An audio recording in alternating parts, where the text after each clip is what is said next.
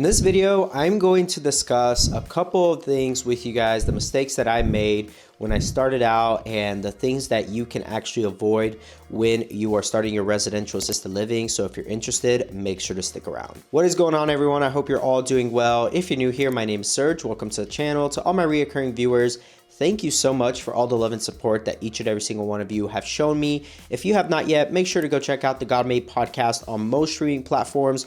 Also, feel free to go check out Legion Assisted Living Academy on Facebook. You can also go and check out legionassistedlivingacademy.com, where you can actually purchase the course where I teach how to start your own residential assisted living from A to Z. And also, you can book a one-on-one mentorship call at legionassistedlivingacademy.com or in the link down in the description of this video. And with that being said, make sure to also go check out valleyalventures.com, and that is where you as a limited partner can actually invest in our deals in this specific niche and be able to passively do that and make income. Also, if you are an operator looking to expand your operations or actually sell your facility, feel free to reach out to us at valleyalventures.com.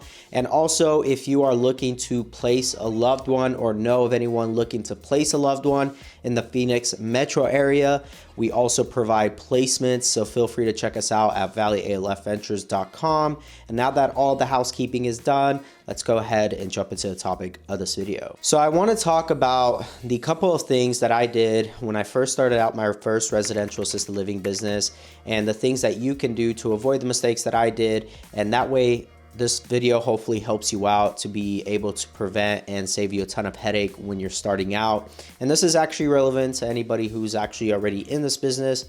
So let's go ahead and start with the first thing. The first thing I would start doing right off the bat is trying to work for someone in this industry who has a care home, whether that's as a caregiver or a volunteer or potentially as a manager. Work in one of these homes when you first start off. And why do I say that? The reason being is because oftentimes what happens is people get in this industry and realize a year into their business, a year and a half into their business, they don't enjoy it. They don't have the passion that they thought they may have had. And maybe that's a different route. And maybe they can still be within this industry and this niche, but with something else, right? Maybe they are a landlord potentially. Maybe they are passively investing in something like what I do with Valley ALF Ventures, and they are still able to make that impact with their dollars and with their investment, but in another way.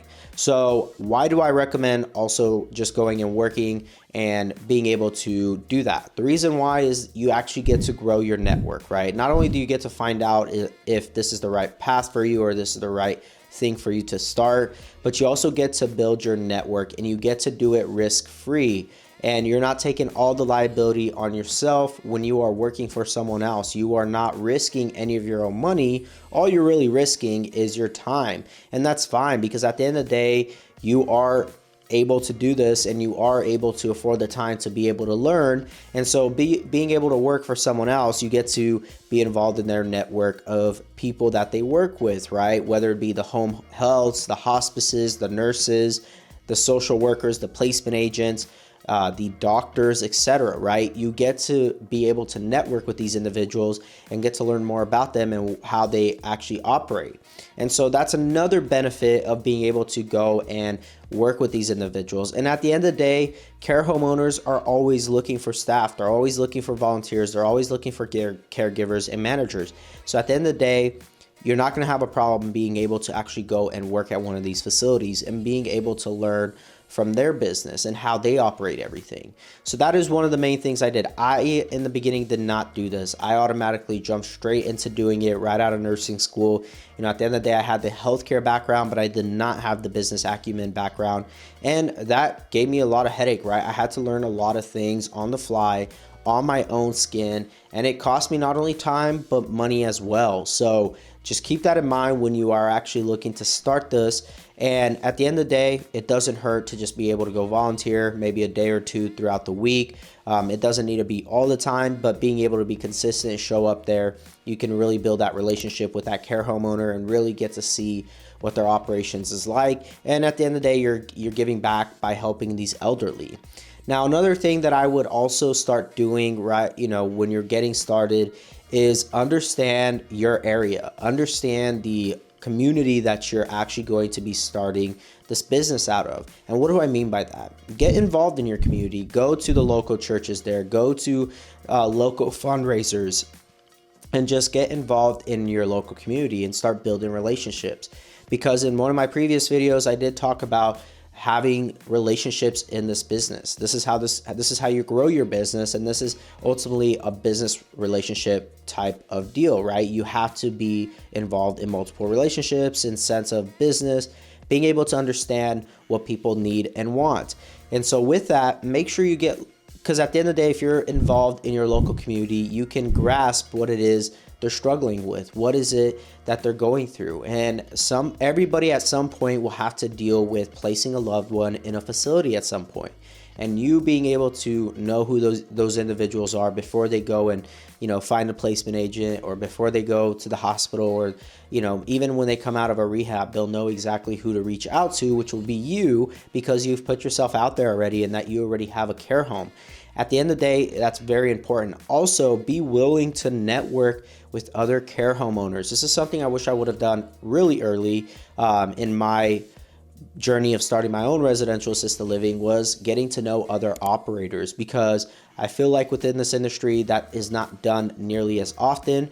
But what I've come to find out through my experience and years of doing this now is that the more that I network with other operators, the more that I'm willing to help them and give them resources, the more they're willing to actually help me as well, whether it be staffing, right? They may know of caregivers looking for work and they'll recommend them to you. Secondly, they may have their homes filled and they'll send referrals your way, right? Placement agents will be calling them, case managers will be calling them, discharge planners, etc. And they will just say, hey, look, my buddy down the street, or this care homeowner actually has a vacancy available. Reach out to him and he may be able to help you. So be willing to work with other operators, because at the end of the day, this is what it's all about. We're able to help each other, and this is a hard business as it is, in the sense of having to operate.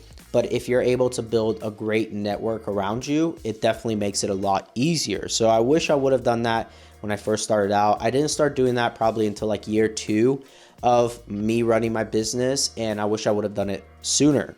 Also, another thing that you can start doing as well is be willing to work with the families, right? This is one thing I would have done earlier, but being able to follow up with those families. When you follow up with those families, even after their loved one has moved out or passed on, you can reach out to them and see if they have anybody else that they can refer to you, right? Don't be so scared to reach out to them. Don't be embarrassed or like hesitant to do that.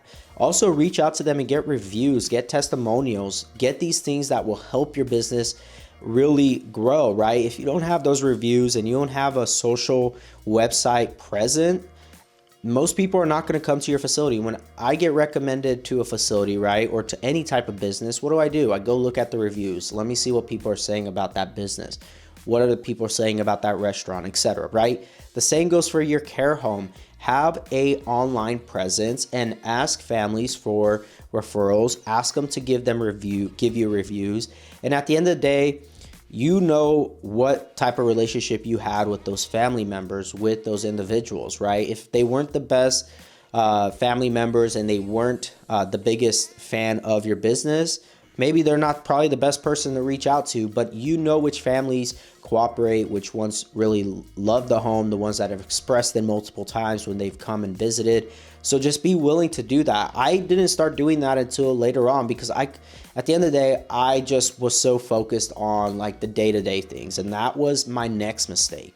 I never got to a point, other than later on, was delegating. I didn't delegate enough to my staff after I got everything stabilized. I would still try to do everything. I tried to stay on top of the training, things of that sort, but I wouldn't delegate as much as I should have. And that was another problem, right? Most people get so bogged down with the day-to-day things that they forget to delegate and they forget to work on their business and not in their business, right? And so That happens a lot of times, especially if you're the one that's wearing multiple hats in the relationship. You're the one that's managing all the caregivers, the staff. You're the one that's doing all the tours. You're the one that's managing all the families. You're the one that's doing all of the residents' medications.